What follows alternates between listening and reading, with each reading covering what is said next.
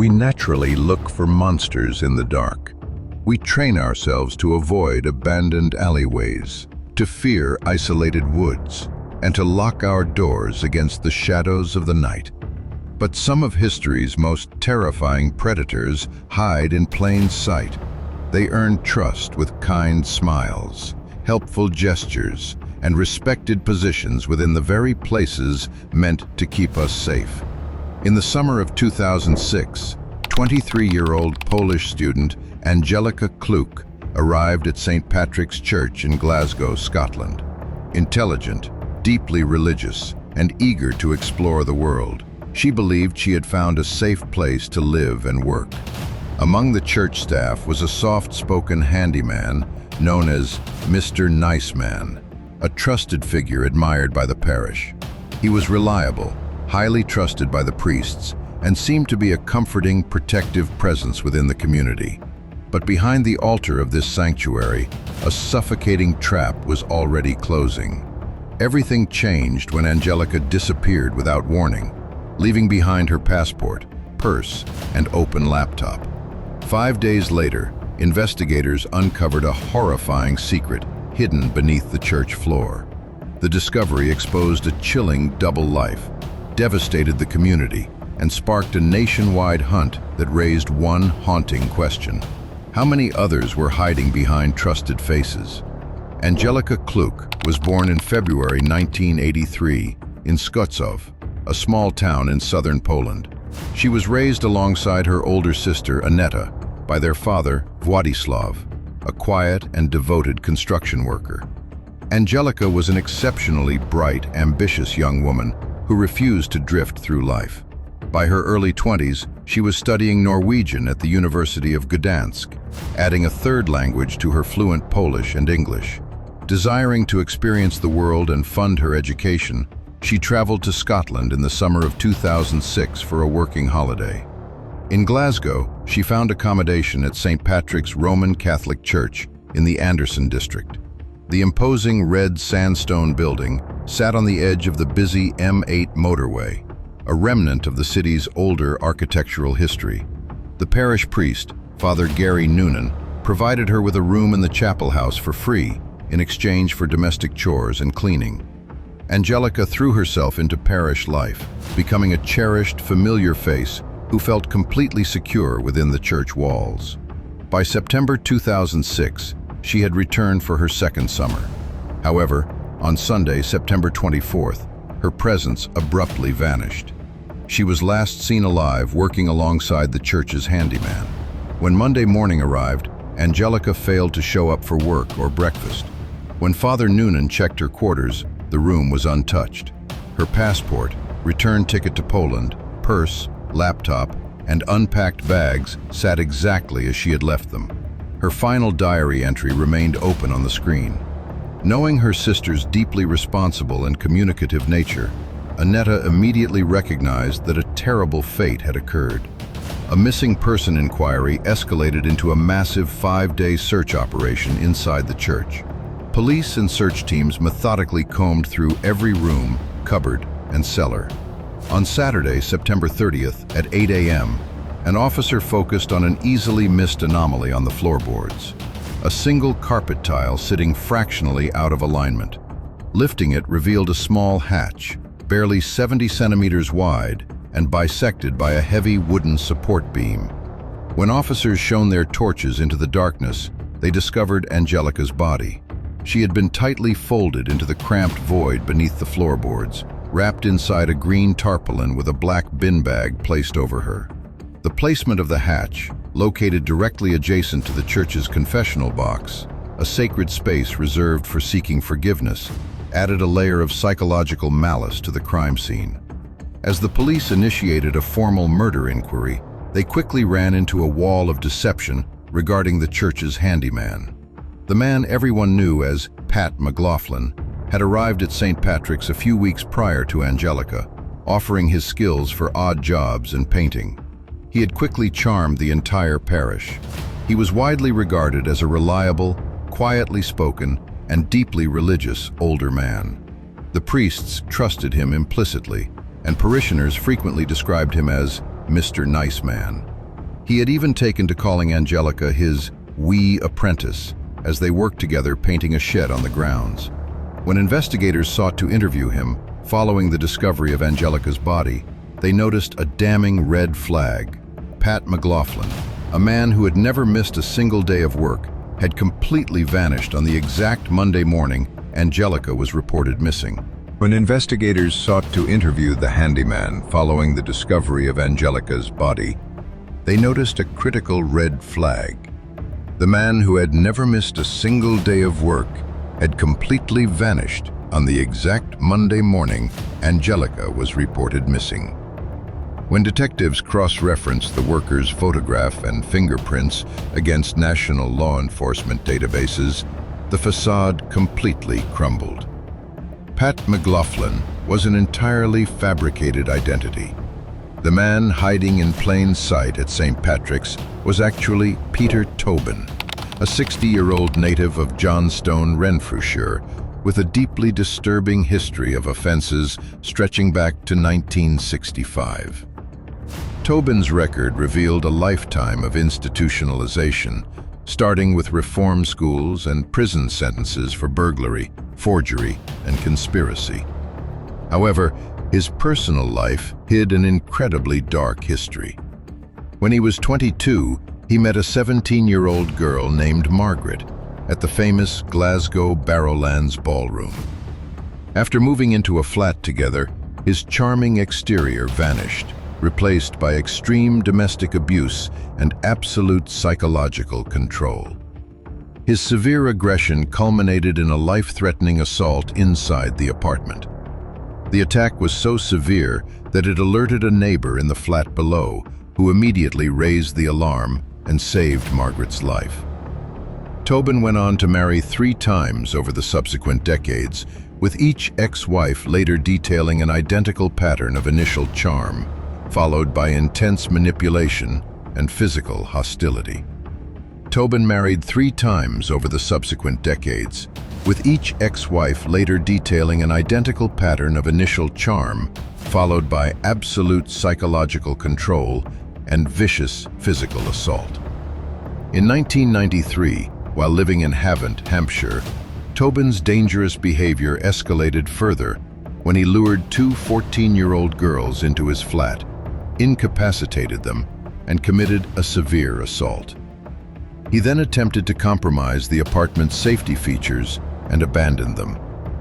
Though the victims narrowly survived, Tobin was apprehended and sentenced to 14 years in prison. He served 10 years and was released in 2004. By November 2005, an active warrant was issued for his arrest after he violated his registry requirements by changing addresses without notifying authorities. He fled back to Glasgow, assumed his alias, and embedded himself inside the sanctuary of St. Patrick's. The task of processing the harrowing scene beneath the church floorboards fell to forensic scientist Carol Rogers.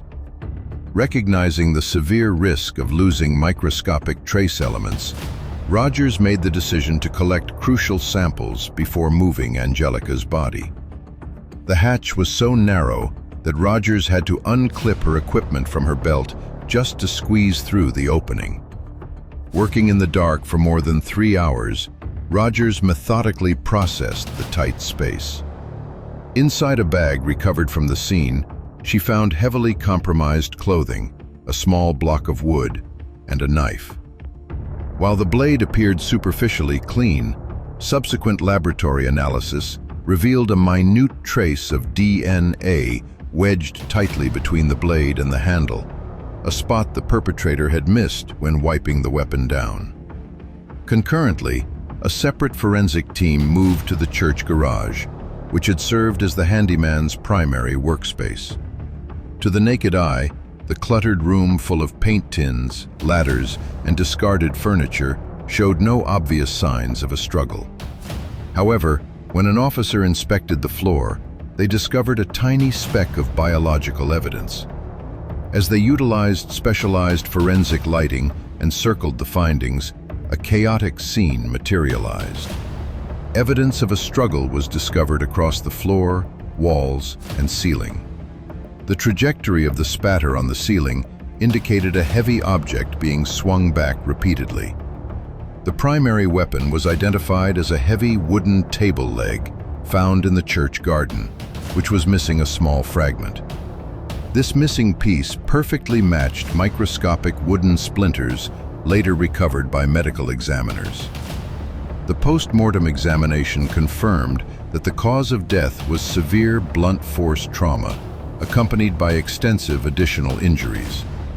Most disturbingly, forensic evidence established that Angelica was incapacitated in the garage before being moved through the internal connecting corridor between the workshop and the chapel house to conceal her under the floor. While the forensic teams processed the church, the biological samples recovered by Rogers were rushed to the laboratory. Within minutes of being run against the national database, a perfect match was returned, positively identifying Peter Tobin. Most disturbingly, forensic evidence established that Angelica was still alive when Tobin pushed her through the hatch. He had wrapped her in the tarpaulin while her heart was still beating, dragging her through the internal connecting corridor between the garage and the chapel house to conceal her under the floor. While the forensic teams processed the church, the intimate biological samples recovered by Rogers were rushed to the laboratory. Within minutes of being run against the national DNA database, a perfect match was returned for Peter Tobin. A massive nationwide manhunt was launched immediately, plastering Tobin's face across the evening news with warnings that he was an extremely dangerous individual. Tobin had put 400 miles between himself and Glasgow, fleeing to London and checking into the National Hospital for Neurology and Neurosurgery under the alias James Kelly, claiming to suffer from acute chest pains. On October 1st, just 2 days after the body was found, a sharp-eyed nurse recognized his face from a television broadcast. She quietly alerted the Metropolitan Police, who arrested him in his hospital bed. Upon searching his belongings and attire, scientists found Angelica's blood embedded inside the metallic links of his wristwatch. Furthermore, the t-shirt he was wearing tested positive for a mixture of his DNA and Angelica's, proving he had been wearing the same clothes since the day of the murder. The trial of Peter Tobin opened at the High Court of Justiciary in Edinburgh on March 23, 2007, lasting 6 agonizing weeks. Represented by prominent defense counsel Donald Findlay, QC, Tobin entered a plea of not guilty. The defense strategy heavily relied on arguing that any sexual contact between Tobin and Angelica had been entirely consensual, and that the surrounding physical evidence was largely circumstantial. In doing so, the defense subjected Angelica's personal life, relationships, and moral character to intense scrutiny in open court, a tactic heavily criticized by the lead investigator, Detective Superintendent David Swindle, as victim-blaming and victim-shaming. Throughout the trial, Angelica's family sat in the public gallery, forced to endure the character assassination of their daughter. Her father, Vladislav, took the witness stand, weeping openly as he testified through a Polish interpreter. He chose to focus not on the horrific details of her death, but on her life, reminding the courtroom that she was a prime student and a fundamentally good person, who had only phoned him 3 days before her disappearance to express how happy she was. The jury ultimately rejected the defense's arguments. On May 4, 2007, Peter Tobin was found guilty of the rape and murder of Angelica Kluk. He was sentenced to life imprisonment with a minimum recommendation of 21 years. Presiding Judge Lord Menzies addressed Tobin directly, labeling him an evil man who was entirely beyond redemption. As he was led away to the cells, Tobin's volatile nature flared one last time as he violently kicked a press photographer to the ground outside the courtroom. However, senior detectives knew that the conviction for Angelica's murder was only the tip of an iceberg. In parallel to the homicide investigation, police had quietly launched Operation Anagram, a highly classified, expansive multi-agency inquiry led by David Swindle. The primary objective of Anagram was to methodically reconstruct every single year of Tobin's life. Detectives mapped out every property he had ever rented, owned, or worked on, tracked every vehicle he had registered, uncovered dozens of fraudulent aliases, and identified extensive gaps in his historical timeline. These dates and locations were systematically cross-referenced against thousands of unsolved missing persons cases and cold case murders across the United Kingdom. Within a short period, 2 tragic cold cases from 1991 rose directly to the top of their suspect list. The first historical case connected to Tobin via Operation Anagram was that of 15-year-old Vicky Hamilton. On the snowy night of February 10, 1991, Vicky was traveling home to Falkirk after visiting her sister in Livingston. She had exited a bus in Bathgate to catch her connecting route, purchased a bag of chips, and sat at a shelter to wait. She never boarded the second bus. For 16 years, her family was left in agonizing limbo. Her mother, Jeanette, spent 2 desperate years pleading for information before dying of broken-hearted health complications, between ever learning her daughter's fate. Operation Anagram discovered that in February 1991, Peter Tobin was living in a house in Bathgate, directly along the route Vicky would have taken. The second case was 18-year-old Dinah McNichol. On August 5, 1991, Dinah was hitchhiking home to Essex after attending a music festival in Hampshire. She and a friend accepted a lift from a man with a distinct Scottish accent. While her friend was dropped off safely along the journey, Dinah was never seen alive again. Her father, Ian McNichol, spent the next 16 years waiting by the phone. Operation Anagram discovered that shortly after Vicky Hamilton's disappearance, Tobin had abruptly relocated across the country to a property at 50 Irvine Drive in Margate, Kent. In November 2007, acting on the strict timeline compiled by Operation Anagram, forensic excavation teams descended upon the backyard of the Margate property.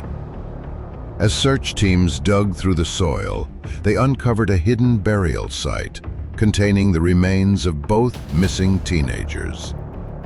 Vicky Hamilton's body had been severed in 2 and tightly wrapped in bin liners to facilitate the move.